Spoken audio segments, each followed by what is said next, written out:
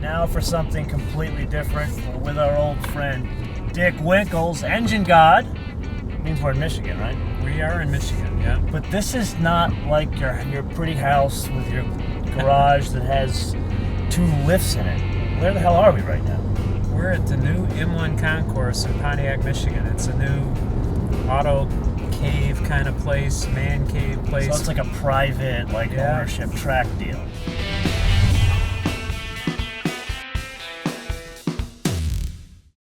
This is a Mini. Welcome to Mini. Yeah. Is it your first time in a Mini? No, I've got some previous experience with Mini. Back in the late 90s, I was involved with actually bringing this car to life when Chrysler was working with Range Rover on building engines for it. Isn't that bizarre? It's actually not that bizarre considering you. So for those of you that know Dick, he also was involved with Lamborghini. So you're the only Chrysler engineer that's worked on all these cool stuff throughout the years. Yeah, I had a great career at Chrysler. I retired last year and did a lot of neat stuff. And now you're building engines for Aero. Aero racing engines, yeah. So what did you do on the Mini project? Well, back in the mid-90s, I'm going to say it was. I don't remember exactly the time frame. Range Rover came to Chrysler and wanted to do this new Mini based off the old classic Cooper Mini.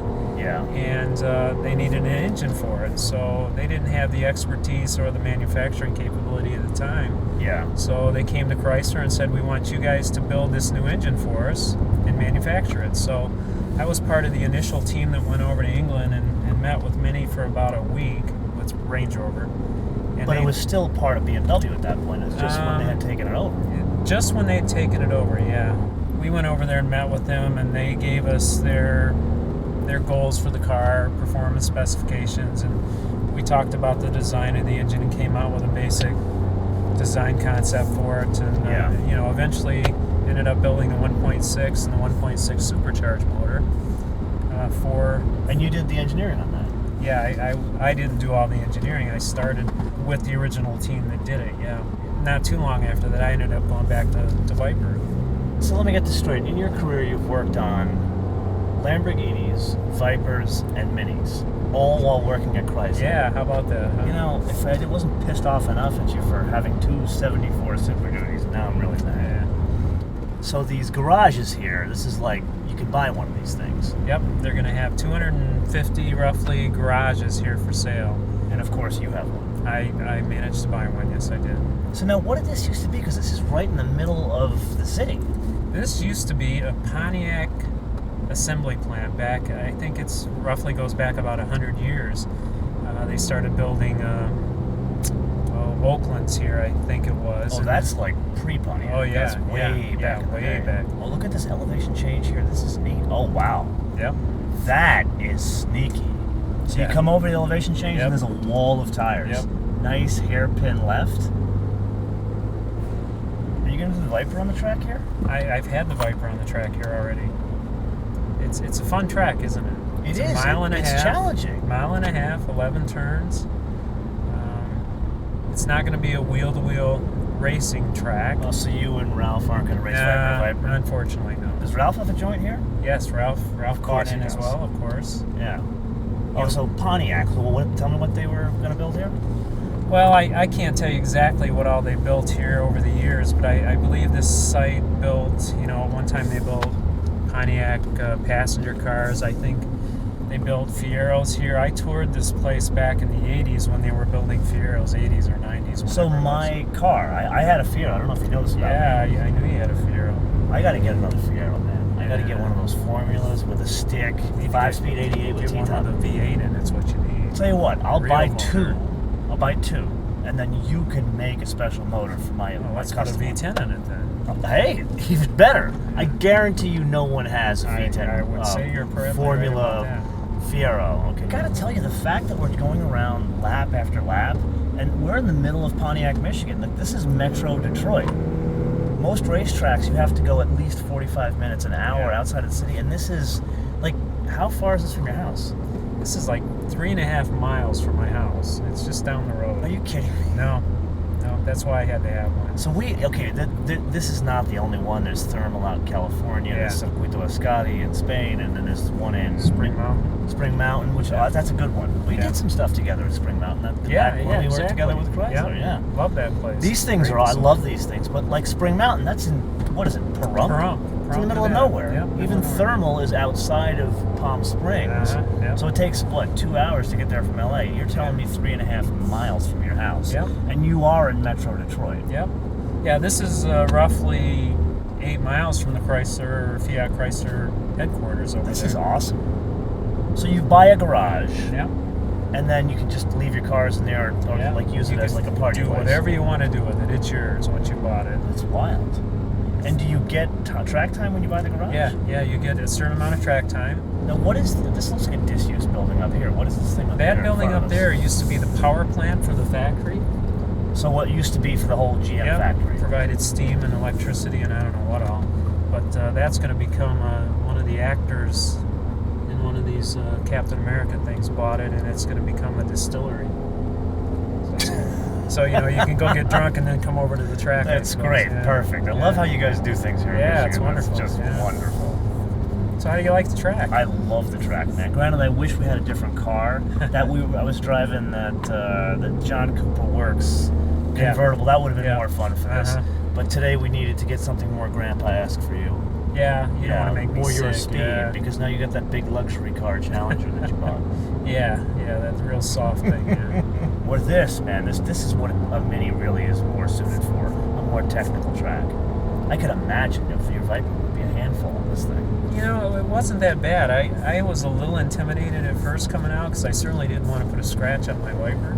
I'm shocked you didn't take it on a track. But after you did a few laps and got kind of the line down, it was pretty comfortable. Okay. And what about the old cars? You take them out on the track? I thought about that, getting the GTO or the Z28 out in here. That'd be a hoot. That would be. I'd be doing some squealing some tires. Knowing you, I don't see you doing that. I would come out here and get to the start of the straight, and I'd go through the gears coming up the straight. That's what I'd do. So you'd make it a drag strip? Yeah, I'd make it a drag strip. Oh, so give them the lay of the land. So this is not only we're in the middle of town here, we are on like the main drag that goes Woodward straight Avenue down. right here, which goes from Pontiac all the way straight down into Detroit. And it's, famous for the 60s when the manufacturers would bring out their experimental cars out, and they'd all drag racing on Woodward. So it's got quite a famous history. So there's amazing history to this place. Just the complex as well as the location. Yep. So it's Pontiac, Michigan. Used to be a Pontiac factory on what used to be an unofficial drag strip for Pontiac. For the big three, actually, you know Jim Wangers. Oh yeah. Yeah, Jim would Wangers. Tell me stories about he used to take his own GTO. Yeah, Wangers he lived out on Woodward. Yep. He would do street racing at night. That guy. Yeah. There was a guy at Chrysler that had the Silver Bullet that was out here all the time, a Hemi-powered, what was it, Belvedere or something like that, one of those boxy things. I gotta tell you, man, this is a great place. But maybe, can I build like an apartment on top of one of these things? Well, unfortunately, you can't live here, but you have to have a permanent residence, that's not here. Yeah. But if you have a permanent residence, you can kind of stay here as much as you like. Maybe I'll do that. Maybe so I'll you could buy a $5,000 slum in Detroit or something, and that would be your permanent address. That'd be perfect for you. Okay, you know what? And then I'll have a place to shoot my own studio. Exactly. Yeah. Sign me up, man. And I get my own racetrack. It'd be just like Motown, man. Okay, you know what? I want to put the MotoMan logo on the track. MotoMan and Motown. Yeah, it'd be perfect. Yeah, so this is Champion Motor Speedway. Champion is the official sponsor of the track. Yeah. And Dodge is the official car of the track, so they've managed to get a lot of corporate sponsorship here. So now that the Viper is gone, what will be the official track car? Well, the ACR will be the track car for the next 2 years. Okay. Once that's gone, then who knows? Yeah.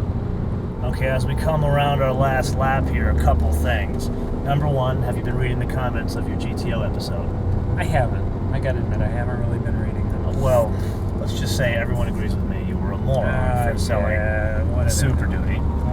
Number two, I'm coming back in 2 weeks. Yep. And we're going to Bob's party. Yep. And whether it rains or not, I'm taking the GTO. Oh, no, you're not. Yes, I am. That car hasn't seen the rain in 35 years. It might see some rain in 2 weeks. And then number 3, any questions you want to leave for the audience?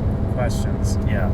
Well, maybe they want to know more about the track, or maybe you want to tell them something. Well, you know, what do you want to know from the audience? Part of selling the Super Duty was, you know, back in the back of my mind, I was going to maybe buy one of these units with it. So it has also helped fund this unit.